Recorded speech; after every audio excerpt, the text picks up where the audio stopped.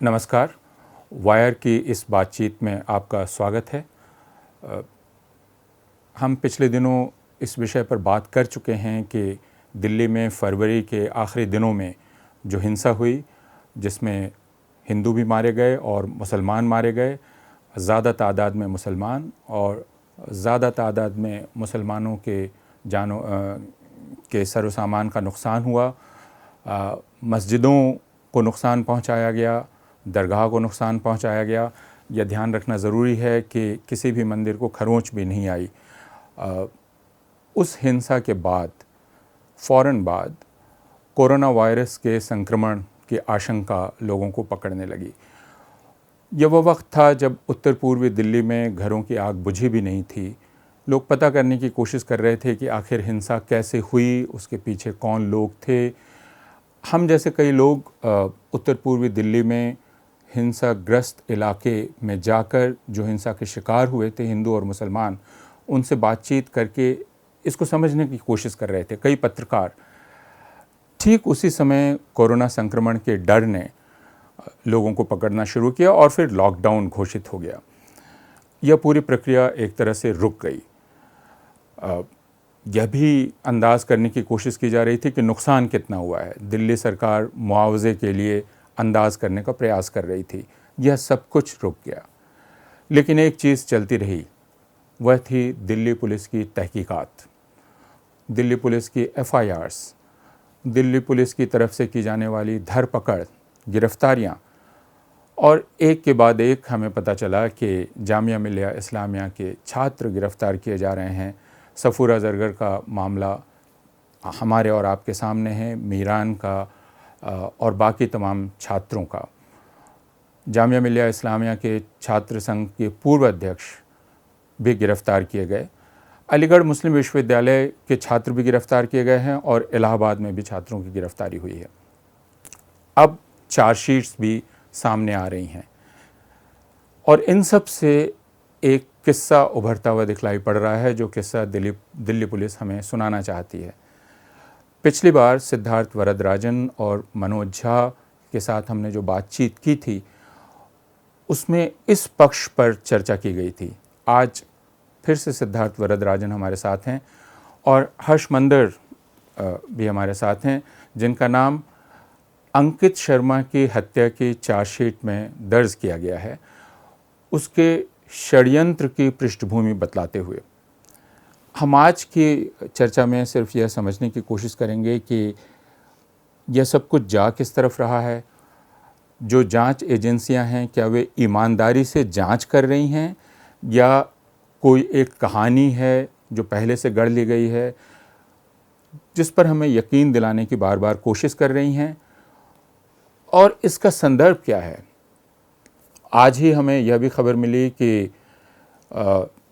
News website scroll की जो कार्यकारी संपादक हैं और बहुत ही मशहूर पत्रकार सुप्रिया शर्मा, जिनकी रिपोर्ट्स हम सब सारे लोग बहुत दिलचस्पी से पढ़ते हैं, सुप्रिया शर्मा पर एक मुकदमा किया गया है। प्रधानमंत्री ने की का जो लोकसभा क्षेत्र है, उसमें उन्होंने जो जाकर रिपोर्ट की थी, उस रिपोर्ट के चलते उन पर एक मुकदमा हुआ है कि वे झूठ बोल रही हैं, मानहानि कर रही हैं। यही नहीं, उन पर SC/ST एट्रोसिटीज़ एक्ट के अंदर भी मुकदमा दायर कर दिया गया है। इसके पहले वायर में ही यह रिपोर्ट छपी कि इन 3 महीनों में तकरीबन 55 पत्रकारों पर किसी न किसी तरह से उनका उत्पीड़न हुआ है, उनके खिलाफ FIR हुई है, मुकदमे दर्ज किए गए हैं, कई लोग जेल गए हैं, कईयों पर शारीरिक हमले हुए हैं। खुद सिद्धार्थ वरदराजन के घर अयोध्या पुलिस इतनी मेहनत करके लॉकडाउन के दौरान पहुंची ताकि उन्हें कहा जा सके कि आप अगले दिन अयोध्या हाजिर होइए, क्योंकि वायर में एक रिपोर्ट छपी थी। विनोद दुआ पर FIR हिमाचल प्रदेश में हुई। सुबह सुबह हिमाचल प्रदेश की पुलिस उनके घर पहुंची यह कहने के लिए कि 10:30 बजे उनको हिमाचल प्रदेश हाजिर होना है। उन पर जो FIR हुई है उस सिलसिले में आकार पटेल का ट्विटर अकाउंट सस्पेंड कर दिया गया भारत में, क्योंकि उन्होंने यह ट्वीट किया था कि जिस तरह अमेरिका में काले लोगों पर अत्याचार के खिलाफ बड़ा विद्रोह उमड़ पड़ा है, वैसे ही भारत में शायद दलितों, आदिवासियों और अल्पसंख्यकों को मिलकर विद्रोह के बारे में सोचना चाहिए। यह पूरी पृष्ठभूमि है और इसमें दिल्ली पुलिस काम कर रही है। मैं सिद्धार्थ से पूछना चाह रहा हूँ, ये जो सुप्रिया शर्मा पर एफआईआर की गई है और ख़ासकर पत्रकारों को एक एक करके निशाना बनाया जा रहा है, आप इसे किस रूप में देखते हैं? ये सीधे तौर पे मीडिया की आज़ादी पे हमला है, इसमें कोई दो राय हो ही नहीं सकते। और मैं समझता हूँ कि जो मुकदमा सुप्रिया शर्मा के ख़िलाफ़ दर्ज हुआ है वो बेहद ख़तरनाक इसीलिए है क्योंकि उस रिपोर्ट में ज़मीनी हकीकत को दर्शाने की कोशिश की गई सुप्रिया और स्क्रोल के हवाले से कि भाई वहाँ पे लॉकडाउन के चलते गरीबों पे क्या उनकी मुश्किलें क्या हैं, उनकी समस्याएं क्या हैं। बहुत सारे लोगों से सुप्रिया ने इंटरव्यू किया और उनके जो हैं बयानात वगैरह उसमें छापे गए, जिसमें एक तरह से दुख भरी कहानी उस इलाके से, उस क्षेत्र से जो एक तरह से प्रधानमंत्री नरेंद्र मोदी जी ने अडॉप्ट किया है। तो जाहिर है कि प्रशासन को ये बात अच्छी नहीं लगी होगी। और एक जो है महिला जिनका कोर्ट स्टोरी में था, और एक मैं समझता हूँ कि एक दुख और पीड़ा भरी कहानी थी वो जिसको सुप्रिया ने रिपोर्ट किया। और जाहिर है कि सुप्रिया क्यों उस चीज़ को इन्वेंट करती, मुझे लगता है कि उस महिला ने ये शायद बोला ही होगा। और मुझे लगता है, मैं काफ़ी कॉन्फिडेंट हूँ कि वक्त आने पे सबूत भी सुप्रिया के पास होंगे उन चीज़ों के। लेकिन बहरहाल उस महिला ने जाके कंप्लेंट किया और किन हालातों में, किन परिस्थितियों में जब हमारे रिपोर्टर ने उनसे बात करने की कोशिश की, एफआईआर में जो फ़ोन नंबर है तो उनकी बहन ने फ़ोन उठाया और बहन ने कहा कि नहीं वो बात नहीं करती, आप डीएम से बात करिए। अब एक प्राइवेट नागरिक के कंप्लेंट में डीएम का क्या लेने देना, ये खुद जो है अपने आप में कहानी बताता है। तो मुझे लगता है कि मुझे ज़्यादा मैं किसी डाउट में नहीं हूँ कि ये एक बड़ा चढ़ा के केस किया गया है। और कोशिश ये है कि सारे हिंदुस्तान में जहाँ जहाँ पत्रकार ज़मीनी हकीकत को कैप्चर करने की कोशिश कर रहे हैं, ख़ास करके उन इलाकों में जहाँ पे बहुत बड़े नेता, बहुत बड़े दिग्गजों का ताल्लुक़ है, जिससे शायद वो उनको एम्बैरस किया जाए, उस काम को रोकने के लिए ये ऐसा केस दर्ज हुआ है। इसके अलावा आप खुद कह सकें कि 50-55 पत्रकारों पे अलग मुख्तलिफ़ किस्म की कार्रवाइयाँ हुई हैं। ये पहली दफ़ा SC/ST एक्ट को इन्वोक किया गया, लेकिन disaster management act, epidemic act, defamation, IT act, दूर दराज से कोई ताल्लुक़ नहीं बनता इन चार्जेस का। मैं ये भी कहता हूँ कि अगर आप SC/ST एक्ट को भी पढ़िए, अगर हम उस महिला की बात को सच भी माने तो SC/ST एक्ट के जिन प्रावधानों को लगाया गया है वो लागू नहीं होते। लेकिन पुलिस ने बिना सोचे समझे, बिना किसी इन्वेस्टिगेशन के केस दर्ज कर लिया और संदेश ये वो भेजना चाहते हैं कि अगर आप प्रधानमंत्री के बारे में या जो हमारे बड़े नेता हैं या प्रशासन के बारे में कोई ऐसी खबर छापना चाहते हैं जो हमको एक तरह से बैड लाइट में दिखाई देगा, तो हम आप पे कार्रवाई कर सकते हैं। मुझे इसमें और हर्ष मंदिर या उनकी तरह के लोगों के साथ जो कुछ किया जा रहा है उसमें एक रिश्ता नज़र आता है। वो ये है कि आखिरकार आप जैसे लोग क्या करते हैं, आप समाज को सूचना देने का काम करते हैं, बतलाने का काम करते हैं। और जनतंत्र चल नहीं सकता अगर लोग ख़बरदार ना रहें, लोगों को ख़बर ना मिले, ताकि फिर वो अपना नज़रिया ख़ुद बना सकें अपने ढंग से। हर्ष मंदिर जैसे लोग कुछ इससे ज़्यादा करते हैं, लेकिन ख़बरदारी का ही काम है, क्योंकि हर्ष मंदिर कोई बड़ा आंदोलन खड़ा करने का काम नहीं करते। आंदोलन है, जायज़ सवाल पर है, लोग कर रहे हैं, उनमें आवाज़ मिलाना, उसके बारे में लोगों को बतलाना प्रमुख काम यही है। मानवाधिकार का जो क्षेत्र है वह क्यों महत्वपूर्ण है और अधिकार कौन कौन से हैं, इनके बारे में लगातार लोगों को सचेत करते रहना या नाइंसाफ़ियों को बताते रहना।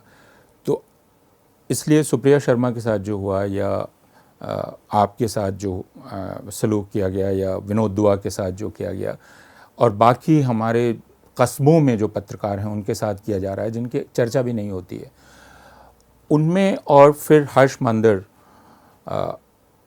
आप पर जो चार्जशीट की गई, अंकित शर्मा मारे गए दिल्ली की हिंसा में, और किसी भी इस तरह की हत्या की तरह उनकी हत्या भी दुखद है और नहीं होनी चाहिए थी। लेकिन उस चार्जशीट में जिस प्रकार आपको रखा गया है और यह कहा गया है कि आप दरअसल हिंसा का भड़कावा दे रहे थे शांति की भाषा में, यानी शांति के बाने में आप हिंसा का भड़कावा दे रहे थे। संदर्भ जामिया मिलिया इस्लामिया में 16 दिसंबर को दिए गई आपकी छोटी सी स्पीच का संदर्भ है।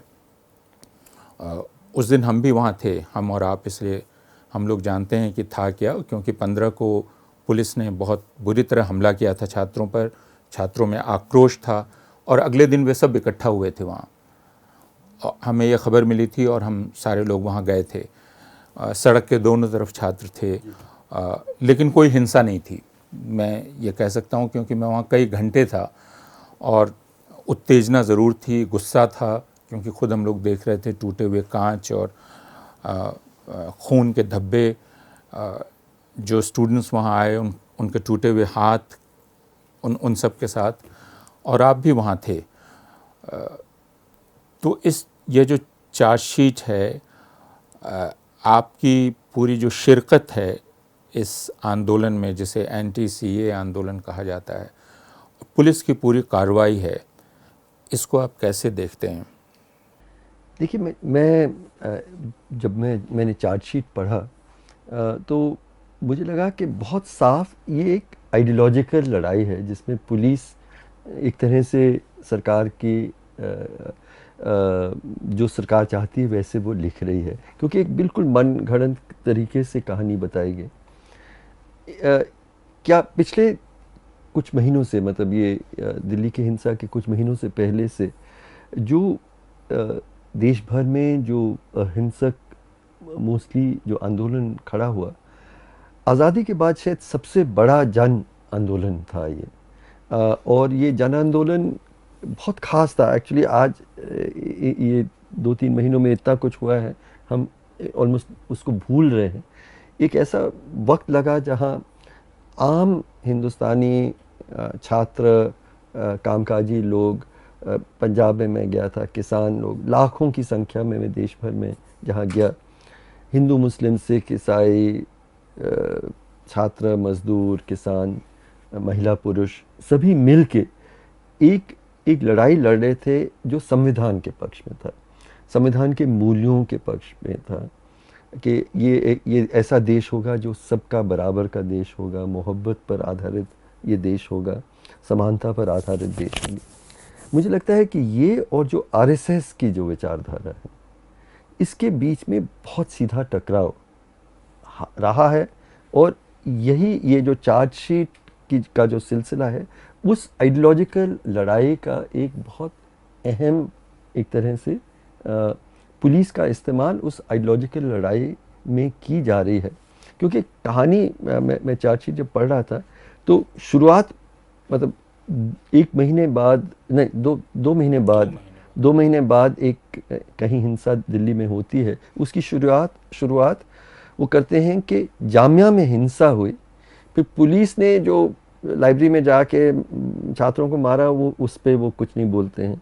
फिर अगले दिन छात्रों की भीड़ खड़ी हुई और हर्ष मंदिर ने जाके उसमें एक भाषण दिया, जहाँ शांति के नाम पे उन्होंने नफ़रत की बात की, जो बहुत ही विचित्र। और हम और आप इसलिए गए थे क्योंकि हमने वो जो छात्रों के साथ रात को हुआ था, हम थानों में थे, बच्चों को निकलवाने की कोशिश की गई, और छात्रों को ये कहना कि हम लोग सब साथ में हैं इस नाइंसाफ़ी के दौर पे। और मैंने मेरे भाषण में मैंने शुरुआत में यही कहा था कि लड़ाई सिर्फ एक कानून बदलने के खिलाफ लड़ाई नहीं है, उस तरह का हिंदुस्तान, जिस तरह का हिंदुस्तान हम चाहते हैं उसके बारे में लड़ाई है, संविधान के बारे में लड़ाई है, मोहब्बत या नफ़रत पर आधारित हमारा देश होगा उसकी लड़ाई है। एनीवे, तो और चार्जशीट में वहाँ जाते हैं हम ये जो आपका वक्तव्य था, स्पीच थी, उसके एक अंश को सुनना चाहेंगे। हम ये कहते हैं कि ये एक ही देश है, हिंदुस्तान, और इस देश के मुसलमान, हिंदू, सिख, ईसाई, बौद्ध, नास्तिक, आदिवासी, दलित, गरीब, अमीर, महिला, पुरुष, सबको हर तरह से बराबर का हक है। और कोई किसी को जो आपसे ये सवाल पूछता है और आपके हक वापस लेने का दावा करता है, उनका विरोध ये पूरे देश में एक सैलाब शुरू हुआ है। और ये अपने देश के संविधान और अपने संविधान की आत्मा, जो मोहब्बत है, जो बंधुता है, उसको बचाने के लिए हम लोग सब सड़क पे निकले हैं और निकले रहेंगे। हाँ, तो वो आपने सुना। उसके बाद वो बीच में चंद्रशेखर आज़ाद को ले आते हैं और शजील इमाम को ले आते हैं, और फिर अचानक वहाँ पहुँच जाते हैं। अच्छा, अनुराग ठाकुर ने जो बोला उसके बारे में कुछ नहीं कहना, कपिल मिश्रा ने जो कहा उसके बारे में कुछ नहीं कहना, और फिर वो हिंसा तक पहुंच जाते हैं।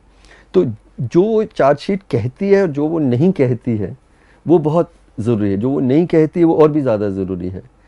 हम और आप जानते हैं कि जो हिंसा हुई मेरे नाम से और अंजलि भारद्वाज के नाम से प्रशांत भूषण ने जो केस लड़ा था जस्टिस मुरलीधर के बारे में, हमारी मांग यही थी कि कपिल मिश्रा और अनुराग ठाकुर के खिलाफ, प्रवीण वर्मा के खिलाफ केस दर्ज हो। उस केस में भी हम सब जानते हैं कि उन्होंने आदेश दिए, उस रात को वो हट के अगले दिन चीफ जस्टिस आए। उस केस में भी किसी ने एक पिटिशन फाइल किया और उस पिटिशन में ये कहा गया कि हर्षमंदर एक बिल्कुल अर्बन नक्सल हैं और इन्होंने एक लेनिनग्राड सीज जैसा पूरे दिल्ली में प्लान किया था कि अमेरिकी राष्ट्रपति होंगे, यहाँ पे ये होगा, और शाहीन बाग जैसे जगह जगह पे धरने होंगे, पूरा शहर घिर जाएगा और आर्मी को आना पड़ेगा। इस तरह का उन्होंने पूरी कहानी बनाई। मुझे ये विचित्र लगता है कि मान लीजिए कि मैंने किया भी, तो आप जाके कहीं के फाइल करिए ना FIR, फिर वो जांच होगा। उस केस में जहां मैं कह रहा हूं कि कपिल मिश्रा के खिलाफ FIR दर्ज हो, उस केस में इसका क्या मतलब है? वो एक्सेप्ट हो जाता है। अब पुलिस उस केस में हाई कोर्ट के सामने ये जांच कर रही है, कपिल मिश्रा के खिलाफ जांच कर रही है, अनुराग ठाकुर के खिलाफ और हर्षमंदर के खिलाफ। बहुत विचित्र स्थिति। फिर जब मैं उसके खिलाफ अपील में जाता हूँ सुप्रीम कोर्ट में, तो 2 दिन पहले इस भाषण का एक बिल्कुल काट के एक हिस्सा डाला गया जिसमें ये दिखाने की कोशिश कर रहे हैं कि मैं कह रहा हूँ मुझे सुप्रीम कोर्ट पे कोई विश्वास नहीं है, सड़कों पे आके लड़िए, बस उतना हिस्सा। और जब मेरा पिटिशन सुप्रीम कोर्ट में वकील मुंह ही खोल रहे हैं, चीफ जस्टिस सुप्रीम कोर्ट के ये कहते हैं कि हम हर्षमंदर की बात क्यों सुने, उन्हें तो सुप्रीम कोर्ट पे यकीन नहीं है। और फिर हम कहते हैं कि क्यों आप ये कह रहे हैं, नहीं आपका ये भाषण। तो 2 दिन बाद फिर हम पूरा भाषण रखते हैं कि एक्चुअली हमने ये कहा। अब ये, और फिर अब ये चार्जशीट आती है, बीच बीच में नौजवानों को उठा के जो रेस्क्यू में शामिल हुए थे, हम लोगों का पूरा एक बहुत खूबसूरत याद है एक्चुअली। उस रात को जब हम सुन रहे थे, हम कह रहे थे कि जगह जगह से लोगों की फ़ोनें आ रही थी कि हम फंसे हुए हैं, आग लगी है, कोई हमें बचाए। तो मैंने कहा कि कुछ तो हम लोग करें। I want a group of youngsters. और रातों रात कईयों को मैं जानता नहीं था, हमारे ऑफिस में लगभग 30-40 नौजवान इकट्ठा हुए और फ़ोन करना शुरू किया। एक बिल्कुल जैसे, क्योंकि मैं प्रशासन में रहा हूँ, एक बिल्कुल कंट्रोल रूम टाइप हमने सेटअप किया। लोग ऑर्गेनाइज तरीके से अपना काम करते रहे, कॉल्स आते रहे। आधी रात को जब हमने देखा कि अल हिंद अस्पताल से 22 लोग थे जो बहुत बुरी तरह से घायल थे, भीड़ उनको निकलने नहीं दे रही थी, पुलिस रास्ता रोका हुआ था, और कोई पुलिस भीड़ रास्ता रोक रही थी, पुलिस सहायता नहीं कर रही थी। तो हमारे एक वकील ने जाके जस्टिस मुरलीधर के घर में कहा, आधी रात को उनकी सुनवाई हुई, पुलिस आए, ये सब हुआ। और वो उन नौजवानों की कोशिश से और फिर वो पुलिस अफसर और हमारे जो नौजवान हैं वो कंट्रोल रूम से कांटेक्ट करते हुए कई हज़ारों लोगों की जानें बची। अब उन नौजवानों में से एक किसी को उठा के पुलिस उनसे जांच कर रही है। कई नौजवानों के खिलाफ अब केसेस दर्ज हो गए हैं जो स्टूडेंट लीडर्स हैं। जब लॉकडाउन हो रहा था, मेरी आशा थी, आपकी आशा थी कि हमारी सरकार के सामने मन में कोई भी और कोशिश नहीं हो कि हम लोगों को बचाया कैसे जाए। इस बीच में रोज़ हम सुन रहे हैं कि अब 20 लोग यहाँ से पकड़ लिए मुस्तफ़ाबाद से, 40 लोग वहाँ से। वकील जो उनको प्रोटेक्ट कर रहे थे वो निकल ही नहीं पा रहे थे घर से, उनको इजाज़त नहीं थी। तो एक बेसिक मतलब एक अजीब सा षड्यंत्र। और फिर ये चार्जशीट आता है जहाँ कहते हैं कि आपने भाषण ये दिया और ये किया। सरकार एक बिल्कुल एक जैसे माइथोलॉजी में मैं कहता हूँ, जैसे आपने बिल्कुल एक अलग कहानी बनाई और उस कहानी का आइडियोलॉजिकल बेसिस ये है कि नफ़रत वो लोग कर रहे हैं, इस देश में फैला रहे हैं जो वैसे संविधान की बात कर रहे हैं, समानता की बात कर रहे हैं, मोहब्बत की बात कर रहे हैं। हम लोग हैं जो असली राष्ट्रवादी हैं। हम तो थोड़ा सा ज़्यादा भड़क गए, लेकिन असली अपराधी तो वही हैं। तो मुझे लगता है कि ये आपको समझना होगा कि ये एक आइडियोलॉजिकल बैटल है जहाँ पे दिल्ली पुलिस पूरी तरह से एक तरह से उस आइडियोलॉजिकल बैटल का हिस्सेदार हो गए हैं। और सवाल मुझे जेल में कल डाल देंगे वो बहुत ही अनइम्पॉर्टेंट बात है। नौजवानों की आवाज़ को जो बंद करने की कोशिश की है, एक तरह से वो बता रहे हैं कि आप छात्र हों और महिला छात्र हों, क्योंकि ना सिर्फ मुस्लिम पिंजा तोड़ की जो उनको भी उन्होंने किया, उनके खिलाफ एक दिन कोर्ट छोड़ देती है तो यूएपीए लगा रहे हैं। वो क्या कहने की कोशिश कर रहे हैं? कोई हिम्मत ना करे, कोई नौजवान खास करके हिम्मत ना करे, कोई मुस्लिम हिम्मत ना, कोई जो महिला जो वर्किंग क्लास महिलाएं हैं वो हिम्मत ना करें। और हम जैसे थोड़ी ज़्यादा उम्र वाले जो संविधान और इस सब की बात करते हैं, इन सब को हम किसी भी तरह से उनकी आवाज़ खुलने नहीं दें। उनको हम ऐसा सबक सिखाएं कि कोई हिम्मत ना करे कि संविधान की बात करें। ये असली साजिश है। मुझे लगता है कि हम लोग समझ नहीं पा रहे हैं ये कितनी गंभीर खतरा है। आई फील कि इमरजेंसी से भी बहुत ज़्यादा खतरनाक है। इमरजेंसी घोषित वक्त था जहाँ फंडामेंटल राइट्स लिए गए थे, बहुत ही बुरा वक्त था। मैं एक नौजवान छात्र था, लेकिन अब एक अघोषित तरीके से आपने मतलब हर किस्म का विरोध को क्रिमिनलाइज किया है और उसको कम्युनलाइज किया है, मतलब सांप्रदायिकरण किया है। मुझे लगता है कि लोकतंत्र कभी भी इतने खतरे में नहीं था जितना आज है। सिद्धार्थ, आप पत्रकार और संपादक होने के नाते आपने कल एक लेख छापा वायर में इस पूरी परिस्थिति पर ही, जिस लेख में यह कहा गया कि दरअसल यह देखना चाहिए कि इस हिंसा का नतीजा क्या हुआ। इस हिंसा का नतीजा यह हुआ कि जो CAA विरोधी आंदोलन था, नागरिकता के कानून के ख़िलाफ़ जो आंदोलन था, वह आंदोलन ख़त्म हो गया, उसको ख़त्म कर दिया गया। आप एक पत्रकार के तौर पर ये जो पूरी अवधि थी इसको आप देख रहे थे, बहुत ध्यान से इस आंदोलन को देख रहे थे। मैं हर्ष की इस बात से अंशतः ही सहमत हो पा रहा हूँ कि जिसमें वो कहते हैं कि सारे तबकों के लोग इस आंदोलन में शामिल थे।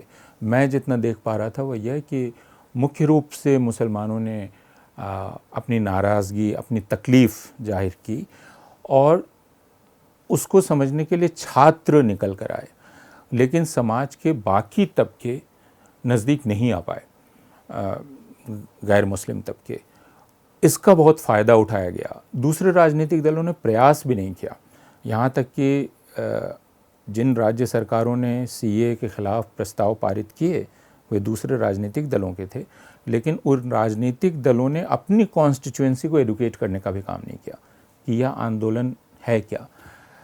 आप जब सारा कुछ ऑब्जर्व कर रहे हैं और कल का ये लेख आपने छापा, एक संपादकीय फैसला आपका है, आप कैसे देखते हैं इसको? देखिए, मैं सियासत और विचारधारा वाले सवालों को अगर हम छोड़ दें ज़रा 2 मिनट के लिए और सिर्फ पुलिस की चार्जशीट पे थोड़ा तवज्जो फरमाएं, तो मुझे लगता है कि प्योरली ऑब्जेक्टिवली जो कहानी वहाँ पे बताई गई है, जो लॉजिक वहाँ पे दिया गया है, जिस तरह से सिलसिलेवार तरीके से पुलिस अपना केस प्रूव करने की कोशिश करता है, मुझे लगता है वो एकदम बेबुनियाद दस्तावेज़ है। वो उसमें कोई लॉजिक नहीं है, कोई फैक्ट्स नहीं, क्योंकि स्टार्टिंग पॉइंट उस चार्जशीट का क्या है कि CAA के ख़िलाफ़ जो लोग प्रोटेस्ट कर रहे थे, उनका इरादा था कि हम कोई ना कोई ऐसी बड़ी घटना रचें या उसको अंजाम दें जिससे जो है अंतर्राष्ट्रीय स्तर पे जो मीडिया है वो हमारे प्रोटेस्ट पे अपना ध्यान दे और कवरेज हमको मिले।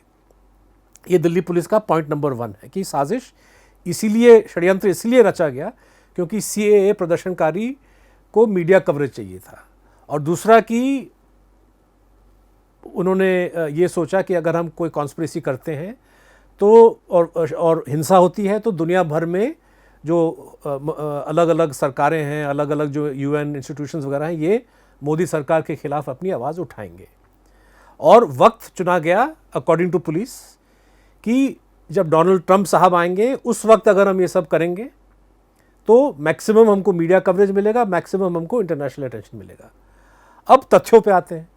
पुलिस चार्जशीट के मुताबिक षड्यंत्र जो है वो जनवरी के 8 तारीख को रचा जाता है, लेकिन शाहीन बाग में, लेकिन डोनाल्ड ट्रंप साहब का भारत दौरा जो है वो जनवरी 13 को ही पब्लिक किया जाता है।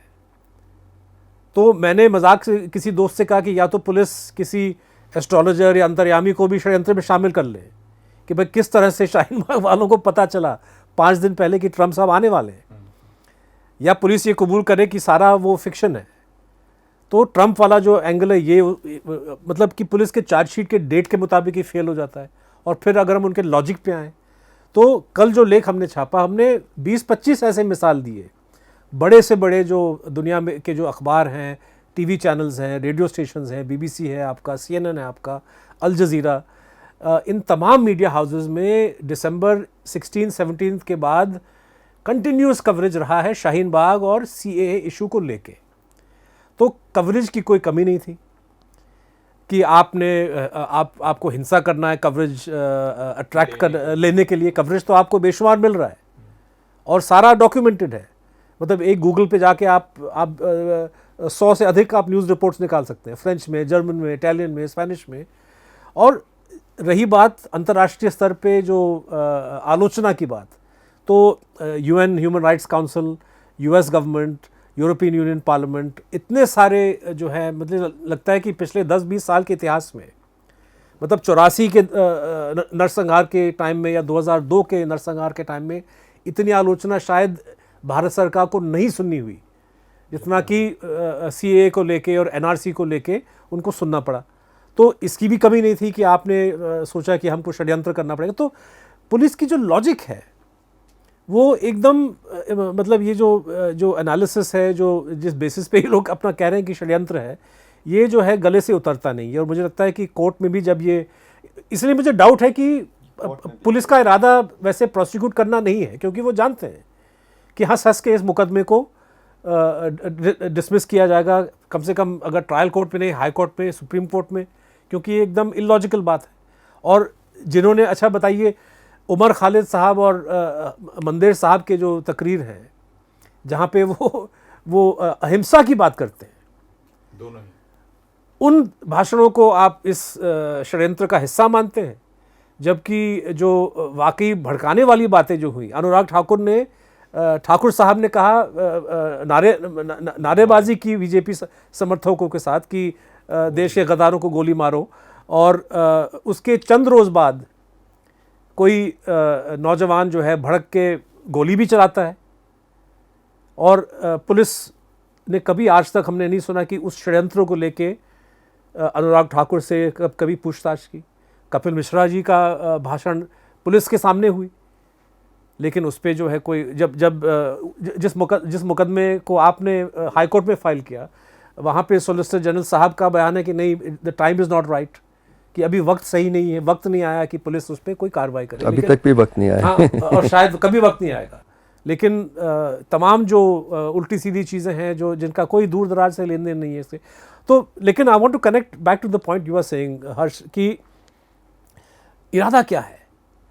मतलब कि जिन्होंने अमन और शांति की बात की, जिन्होंने संविधान और बाबा साहब अम्बेडकर और और महात्मा गांधी के रास्ते को अपनाया, उसको और मतलब कि उसी रास्ते पे कॉन्शियसली कि भाई हम हिंसा के रास्ते पे नहीं जाएंगे। हिंसा के रास्ते में अगर हम जाएंगे, शायद शासन वर्ग हमको चाहता है कि हम उस रास्ते में जाएं, इसलिए हम उस रास्ते में नहीं जाएंगे, हम अहिंसा वाले रास्ते में जाएंगे। उनके खिलाफ आप कार्रवाई कर रहे हैं। यूथ के खिलाफ, जो यंग विमेन है जो पहली दफ़ा शायद पॉलिटिक्स में अपना पैर जमा रही हैं, उनके खिलाफ। और वर्स्ट थिंग इज़ कि जब हिंसा जब दंगे फसाद होते हैं, बेकसूर लोगों के बचाव के लिए जो नौजवान, जो लड़के लड़कियां सड़क पे उतरे हैं लोगों को सेव करने के लिए, आप उन पे जो है एक्शन ले रहे हैं। अब सुनने में आ रहा है कि किसी सिख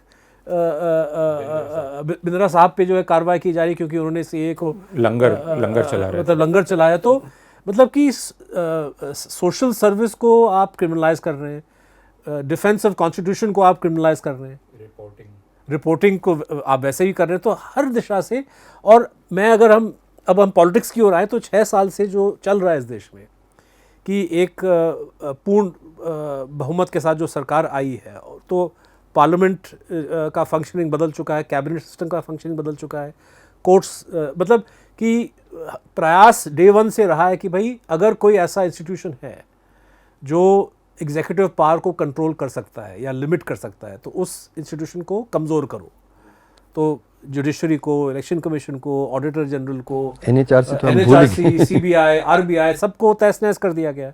मीडिया पे जो है दबाव जारी रहा, यूनिवर्सिटीज़ पे दबाव जारी रहा। अब वक्त आ गया है, सामाजिक जो सोशल एक्टिविस्ट हैं, जो छात्र हैं, छात्रों को तो पहले से ही निशाना बनाया गया, लेकिन अब इतना ख़तरनाक तरीके से यूआपा जैसे कानून का इस्तेमाल करना, तो मुझे लगता है कि हर दिशा से डेमोक्रेसी को मतलब डेमोक्रेसी के गले को दबाने की कोशिश की जा रही है। और मैं दिल्ली में जो केसेस पुलिस फाइल कर रहा है, मैं उनको उसी नज़र से देखता हूँ। ताज़ा संदर्भ यह है कि भारत ये कह रहा है कि वह चीन के विस्तारवाद से लड़ने की कोशिश करता है और उसमें पूरे भारत को एक होना चाहिए। मुझसे कई नौजवान पिछले तीन दिनों से बात कर रहे हैं और उनका कहना है कि हिंदुस्तान इस वक्त जितना बटा हुआ है उतना शायद ही हो, और हिंदुस्तान की बहुत बहुलांश जो आबादी है अलग अलग किस्म की, उसका मन इतना ज़्यादा बुझ चुका है और उसका यकीन भारत की जो राजकीय संस्थाएं हैं उससे इतना हट गया है कि उसको ये कहना कि वो यकीन करे उसके साथ ज़्यादती है। कि भारत के लोग एक साथ आएँ, भारत को वो अपना माने, क्योंकि पिछले 6 साल से कोशिश की जा रही है ख़ास तबके को पीट कर ये बताने की कि भारत को तुम वैसे ही मानोगे जैसे हम कह रहे हैं।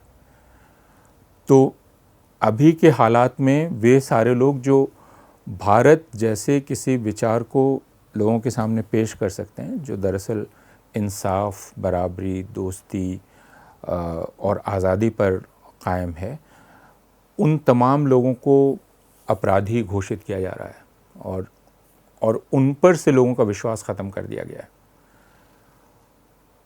तो फिर भारत एक रहेगा कैसे? यानी भारत के एक होने का का रास्ता क्या है? यह मेरी समझ के बाहर है।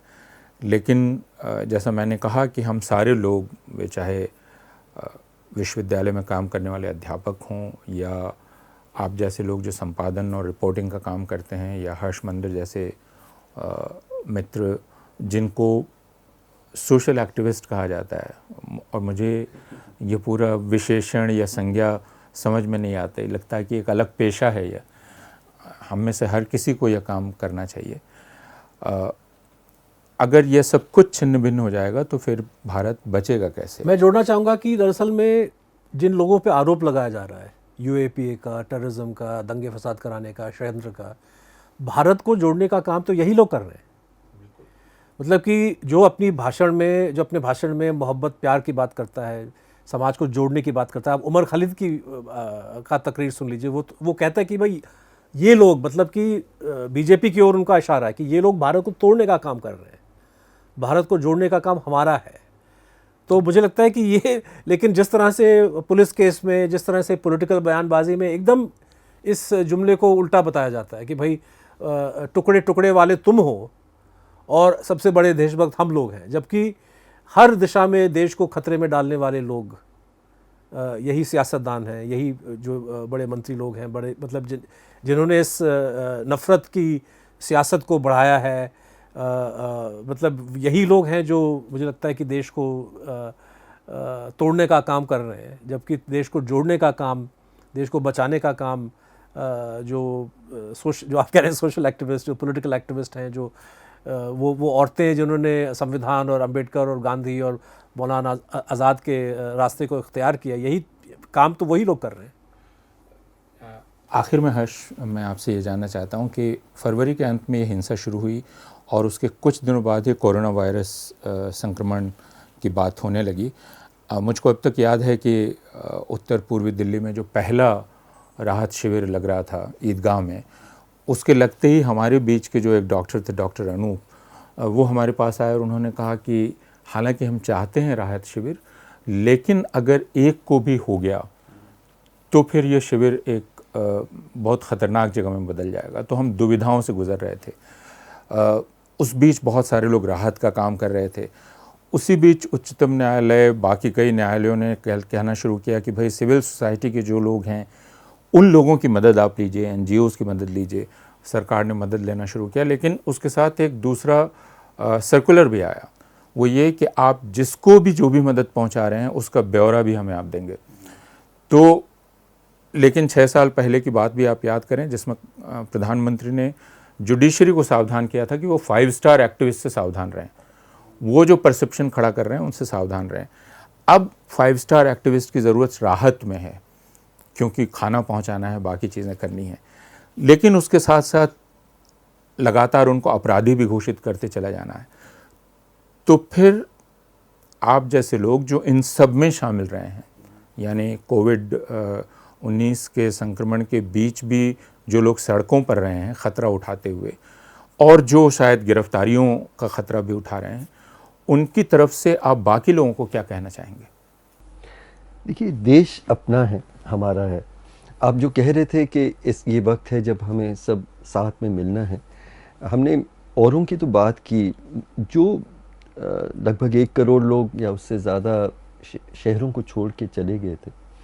मतलब उनकी उदासी ये भी थी कि उनकी रोज़गार ख़त्म हो गई और तकलीफ़ें थी, पर मुझे लगता है कि सबसे ज़्यादा उनका विश्वास टूट गया। मतलब थोड़ा बहुत भी जो विश्वास था, सरकार हमारे बारे में सोचेगी, या जो मध्यम वर्ग है वो कहीं हमारे बारे में चिंतित होगी, या हमें जो रोज़गार दे रहे हैं वो हमारे बारे में चिंतित होगी। जैसा डर आया कि एक कहीं से ये रोग है, उन्होंने उन सब मतलब गरीबों को बिल्कुल एक तरह से अलग थलग कर दिया, और वो उस जो विश्वास टूटा है, मुझे लगता है वो सबसे बड़ा मतलब भूख भी, रोज़गार भी जब जुड़ जाएंगे, ये विश्वास कैसे जुड़ेगा? ये विश्वास कि ये देश गरीबों का उतना ही है।